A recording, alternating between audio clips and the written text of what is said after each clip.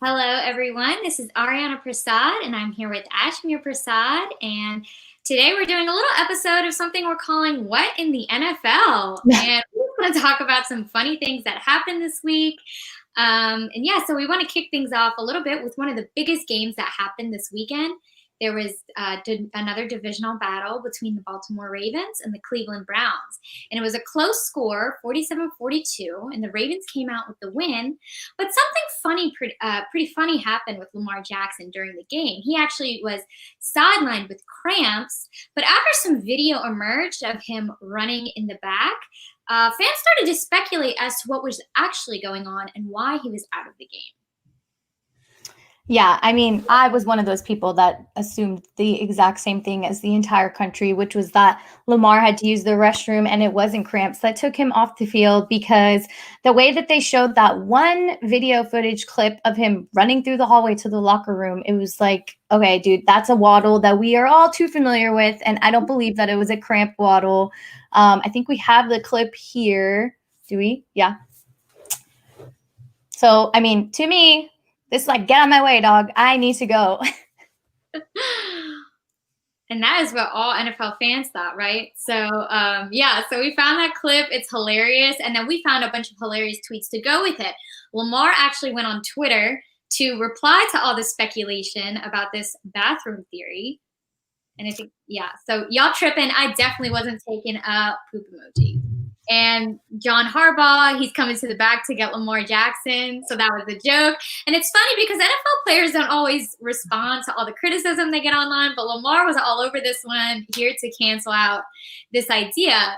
And then, the conversation kept going. So, bruh, you had the little waddle and everything. So that's exactly what I said, right? Exactly. And then Lamar actually replied to this fan, calf cramps, fam, believe me, ain't gonna cap. And so then we have a meme under that. So that's the Browns lead and Lamar after pooping. So whether it was pooping or not, Lamar was able to come back and get the win. And that picture is actually DK Metcalf catching up to Buda Baker a few weeks ago. And anyone in the sports world knows it's become a huge meme. But but just a very funny thing. And we heard a similar sort of thing in the NBA with Paul George several years ago. So it's fun these things happen. Fans love to speculate and replay the footage and figure out what exactly happened. And I just think it's so funny Lamar actually addressed it. No? Yeah, it was with Paul Pierce. But they put Lamar's face on Paul Pierce's body in a wheelchair, because the joke is, in the case that you're not familiar with what happened, they wheelchaired Paul Pierce off the court because he had literally shit his pants. So that's why everybody was making that joke with Lamar, because he was able to make it to the restroom compared to Paul Pierce, who they all added him and let the world know that he did what he did on the court. So it's just funny that the entire sports community was making this joke, and the fact that Lamar, like Aryanna said, had replied to it and just like kept it going, and even Lisa Salters in the post-game interview, I know she was trying not to think about what we were all thinking, because she can't just be like, what's up, Lamar? Can you be real? Like, were you using the restroom or what? She was just like, so what really happened with the calf cramps? And he was like, oh, I had cramps. They had to pump me up with some, saline. Like, I needed to just break away the calf cramps, and I had some in my arms too. And Lisa's like, okay. Like, you could tell she was just like, shoot, you're lying. But the good thing is that whatever happens, that they got the win, and that was a huge thing. Lamar got some kind of release during the game, which is really good for the Ravens. But I was actually reading about it, and Lamar said that it was actually because of COVID. So that's an interesting thing. We've seen COVID affect the NFL in all these ways. But yeah, a little bit of a funny story that came from this week. And another funny thing that happened this weekend that we've all been talking about is kickers were missing left and right. I feel like every season we can have that week where NFL kickers just miss it. And I think the biggest loser from this week was definitely Dan Bailey of the Minnesota Vikings. He ended up missing 4 kicks, and it was a total of 10 points that he missed for the team. And so the Bucs came out with the win. It was 26-14. So those 10 points could have made a huge difference.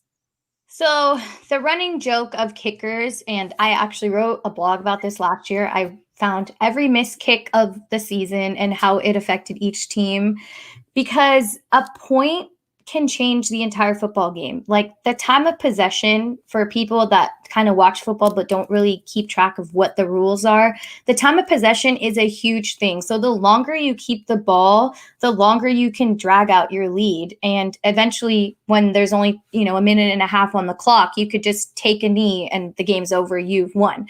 So if Bailey was able to make those 10 points, then, Kirk Cousins would have been able to score another touchdown or done something in the matter to drive the entire win towards the Vikings rather than give Tampa Bay all that momentum, which I physically am hating Tampa now. Like, I'm so over it. So for me, I was thinking I would have loved to have the Vikings win that game. But that's just a little bit of importance on the kickers, especially because every single field goal, every single point, sometimes it's just a field goal and a field goal game. Like it could be 9 to 15 points. The worst games I've ever seen. If you do not agree, Aryanna, then whatever. I think it's because the Raiders are notoriously known to score a lot of field goals. Not this year. They've done a lot better, but typically they score way too many field goals and I can't stand it. So a lot of people make fun of kickers and people tweet regular people every day tweet and they're like, oh yeah, I could make that 50-yard. I could make that. I used to be a kicker in college or I used to be my high school kicker, whatever. So Katie Nolan last year did this thing where she found the tweets of these people and she had them go kick the field goals that these people had done. And I kid you not, it's the funniest video ever. Just look it up on YouTube, like Katie Nolan kickers. These guys probably kicked as far as a toddler can throw. Like I was cracking up the entire time because we do make fun of kickers because they can be game-changing moments in the game, but that job's hard. Like I could definitely not be a kicker. Yeah, definitely. And yeah, that Katie Nolan video is hilarious. She just calls everyone out because, we're all armchair quarterbacks. Oh, I could have made that throw or that kick. So easy. But the thing especially that we need to think about with football is that this is very much a mental game. Outside of the game, the strategy, when you have a kicker, it's all on that player. And that's why kickers are so important. If you have a good one, you hold on to them. For sure. Kickers going into their 40s, they can still kick and still do it. And, Adam Vinatieri just retired for the Colts. But he's been such an incredible kicker, made so many clutch. He won one Super Bowl. Yeah. So that's such a huge deal. So you hold on to them. But, it's hilarious. And, hilarious for us, maybe, but not as a kicker. Not as a kicker. It's a lot of pressure. And I thought it was interesting to have the perspective of someone who was a punter in the NFL. I was listening to Pat McAfee earlier this week, and he actually brought up imposter syndrome. And I think a lot of us are probably familiar with imposter syndrome. I know I am as a journalist. We are constantly thinking, okay, am I good enough? Am I doing enough? Am I qualified for this? Well, guys, that's something that kickers apparently go through. So, you have kind of a break is what they call it. And you're just having this, this streak where mentally you're battling with yourself and you just can't make kicks. And it's guys that, 40 yards, they can make it. They make it in the practice. But for some reason in the game, like with the pressure of the game, they just keep missing. And that's kind of what happened with Bailey. You missed the first one. Oh, God, I missed that kick. Oh, what am I going to do? My whole team's depending on me. I just cost them this. Then you missed the second, then the third, then the fourth. I could feel the anxiety in my body as a kicker, and I'm not a kicker. Yeah, no, exactly. Like, oh, my God, you just imagine being that poor guy. And I know with the Bears, they had, I think it was Cody Park. What's his name? But it was Cody something. With the Browns, yeah, but it's called the double doink. Like, so he hit it. Yeah, and so it doesn't go in, and it costs them that spot in the playoffs. So, this was definitely a weekend of very unfortunate missed kicks. Yeah, definitely. And so, that changes the game. And then the important thing, like missing kicks now is really a big deal because as we're going to discuss, we're getting close to playoffs, y'all. It's about to be week 15. And, there's only a few weeks to make it. So we're just going to go over some of the teams that are in the playoffs and explain a little bit about what the playoffs are about. So we have an image of the NFL playoff picture as of week 14, which just passed. So in the AFC, Kansas City, the Super Bowl champions, they have the first round bye, not much of a surprise. And then we have the Steelers, the Dolphins, the Buffalo Bills, the Indianapolis Colts, the Tennessee Titans, the Cleveland Browns. And the Raiders and Ravens are in the hunt. And that's interesting about the Ravens because they've been such a dominant team, but they're actually still in the hunt because that AFC North division has been so competitive. So the Steelers, Browns, and Ravens are all from the same division. And so if we look at the NFC, the first round bye is going to the Green Bay Packers. Then we have the New Orleans Saints, the Arizona Cardinals, the Los Angeles Rams, the Tampa Bay Buccaneers, the Washington team, the Washington football team, the Seattle Seahawks, and in the hunt are the Minnesota Vikings, which just missed all those kicks, and the Chicago Bears. So, if we look at the NFC picture, we have the LA Rams, Seattle Seahawks, and Arizona Cardinals. They're all in the same division as well. So we're seeing some very competitive divisions in football. And so, these are make it or break it kind of weeks. Yeah, no, 100%. And I am excited because football is on Saturday this week as well. And so that's when we're getting close to finding out who is going to come out on top of each division. I was wondering, did you want to break down the differences between a wild card team and in the hunt team? Yeah, definitely. Yeah, so I can take wild card and you can take in the hunt. Okay. Since the Raiders are in the hunt. So depending on who wins each, so there's going to be an NFL team coming from each division. So there's 2 conferences in the NFL, the AFC and the NFC. And within each conference, there are 4 divisions. So North, South, East, and West. And there's 4 teams within each division because we have 32 teams, all perfectly divided, okay? So that's why some of these divisions, how competitive they are, makes a really big difference. So we're going to have 1 winner from each division, right, entering the playoffs. So one joke that's been happening is that the NFC East, which doesn't have very competitive teams this year. That's, No, like the lowest record of wins and losses. They're all like 4-3, 6-7 or something like. Yeah, it's incredible. But for some, like all the worst teams in the NFC were lumped into one division. Just happened like that this year. So that's the Washington football team is coming from that division. So it doesn't take much to win that one at this point. That's what's interesting because then we have a winner from each of those divisions, so those 4 teams, and then we have wild card teams. So those this year is actually going to be 3. They just changed it with the CBA because they're adding an additional playoff game. So in the past it's been 2, now it's going to be 3. So we have 3 teams that earn what are called wild card spots. So you have, let's take the NFC. You have NFC North, South, East, and West, 1 winner from each. And then we have wild card teams that can come from any of these divisions. So that's why I mentioned the divisions. The NFC West is incredibly competitive. You have the Cardinals, the Rams, and the Seahawks. They're all in the same division.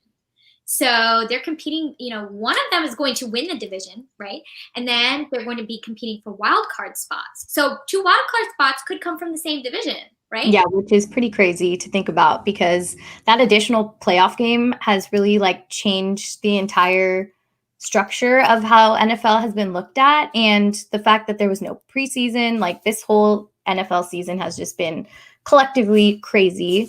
And so the teams that are in the hunt, which are teams that have a 7-6 record, 6-7 records, barely at 500, which means they're almost even.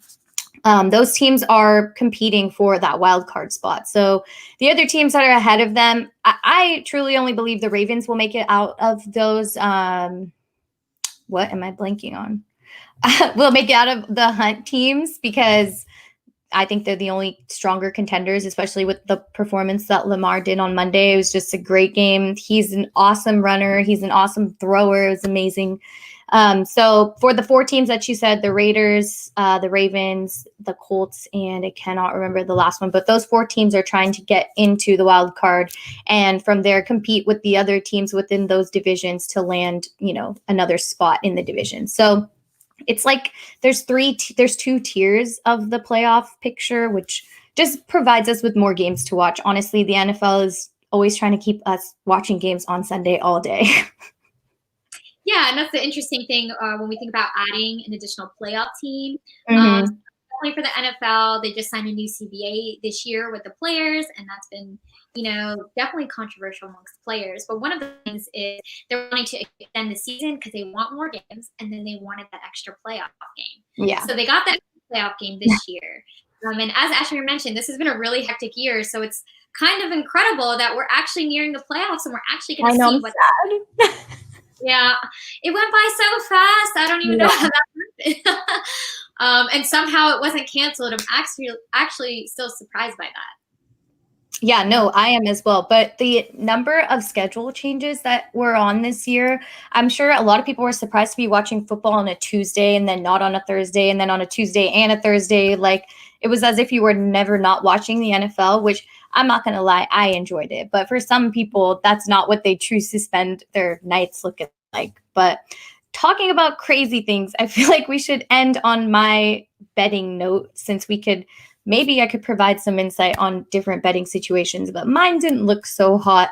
So last week I decided to bet a couple games and I lost thanks to some unfortunate events. So I bet the over on the Tennessee Titans and the Jacksonville Jaguars game. And that was simply because Jacksonville's been scoring a good, handful of touchdowns. And I figured they could easily go over. I want to say the spread was 54. And the Titans alone scored 31 points, but the Jaguars only scored 10. So I was under. And that led me to lose the whole 5-team parlay that I had bet. Do you bet on the weekends? Or do you just play fantasy? I do sometimes. So I actually do FanDuel, but I'll do like fantasy lineups. I have a lot of fun with that. And so yeah, I'll do like the quintuple ups. You put in $2 and maybe you'll get 10 or things like that. You put in 5, you win 25. But that's also really fun because fantasy football can be so frustrating, especially this year when you're drafting these people. You had Christian McCaffrey, and then he's just been out all season. So the fun thing about being able to set a new lineup every week is they have a few different options you can do. You can do like 5 different players or like the full one like we normally do, which is 7. But it's fun because you can win some money and then you say, hey, I know this player is actually good now. Let me put them in. It allows you to, just develop a whole new fantasy team. So that's fun. And then you win money. So I've won and lost a bit this season. So yeah, but have done the over and under yet. Is there, oh, okay. I'll ask my question after, but following that Titans game, I also bet with the Chiefs to win over the Dolphins, which was getting a little close there if anybody had watched that game. And I also bet, I'm checking out what I did because I picked so many games that day. Cowboys to win, which I figured they would since Joe Burrow is out. And also the Saints to beat the Eagles, which did not happen because the Eagles defense came out of nowhere against that Saints defense that I was raving about last week. So I basically lost all my money. But for this week, if I had to pick, I only like to choose over and unders. It's kind of a little more, it's less risky than picking a winning team or, just, I don't know. I can only do so much like anxiety dealing with betting. But I think this week is a little more solidified and I would pick the over on the Colts and the Texans. I would definitely pick the under on the Titans and the Lions just because I know the Titans are able to put up 30 points, but I don't know if Detroit will be able to do that with the Titans defense. And lastly, if I had to choose a game, I would probably pick, and I'm not sorry to say this because I'm not a Seattle fan, but I'm going to say Washington to beat Seattle and the under. So those are my 3 teams that I would pick if I had to pick out of anything. And I'm really rooting for the Washington defense against Seattle. I have not been a Seattle fan for some time. I'm not sorry, Aryanna. Aryanna covers them. But yeah, so those are 3 options that I would pick. I haven't checked the point spreads just yet, but I'm sure everything is over 50 because right now quarterbacks are throwing a lot more and those are 7-point touchdowns in the end. And it was because there's not a lot of crowd noise. And I didn't really take that into consideration that all the games were going into the over. And I was wondering, how is everybody scoring so many points? Like on Monday, 89 points combined. Where would you have thought that except a college game, right? So since there's not that many fans or there's 0, depending on where you're playing, that's helping the quarterbacks to get the ball down the field because no one's muffling out the play calling. So just something to keep in mind. Yeah, it is something to keep in mind, especially as we adjust our expectations in 2020. So if that's a trend that we notice, we keep that in mind when we're betting money on it, right? Totally. We all want to win. I want to see everybody else win because I'm trying to win this weekend, the $10 that I lost. So yeah, and I actually just wrote an article for FindBet. So it's a drops, pops, and swaps make. or not, sorry, drops, pops, and shops to make in week 15. So if you're still playing fantasy, if you're in the playoffs, or if you're like me, you just like playing on FanDuel and setting your lineup, there are definitely some people you might want to think about popping. I would say to drop Ezekiel Elliott, y'all. He's not happening this year. So hot. Yeah, so that's over. Don't go so hot on Antonio Brown. I've been waiting for him to happen, but it hasn't. It could happen this week, but that's a gamble I'm not willing to take. David Montgomery has been amazing, so pop him into your lineup. He's worth the money that you're spending. You get an allotted amount of money to spend on FanDuel. And for a sleeper, I kind of like Rashard Higgins. He's been doing some stuff on the Browns offense, and I would love to see that continue. Do you have any fantasy players that you're still thinking about in week 15? I'm not going to lie. I didn't make any playoffs in any of my leagues, so I just gave up. But if the Washington defense is available, like I said, I'm pretty sure they're going to sack Russell a couple times. You could pick up the Washington defense. They could get you a nice 10, 15 points and also probably pick him off for a pick 6. That's just my prediction. Just saying. Wow. Hard against the Seahawks. I really believe in the Washington defense. I think Chase Young and the way that they played this weekend was like they're trying to win the division, this nice 4-6, 6-0 division or whatever. They all have these weird records. Yeah, I know. So we'll definitely see who's going to win the NFC East. It's anybody's guess at this point because the New York Giants seem like they want to make a comeback all of a sudden. So we'll see. But I know. I agree with you. Yeah. So it's anybody's game at this point. There are still a lot of teams on the bubble, as Ashmere explained, or in the hunt, as we say. So we could still get that wild card spot potentially, or maybe even win the division. So we will see as the weeks come. The NFL plays actually into week 17 because we include a bye week. There's 16 weeks of football. We're in week 15. So we have 3 more weeks of football. So we'll keep you updated, as things happen. But thank you, everybody, for tuning in into What in the NFL. And we hope that you learned a little something today. Bye. Have a good night.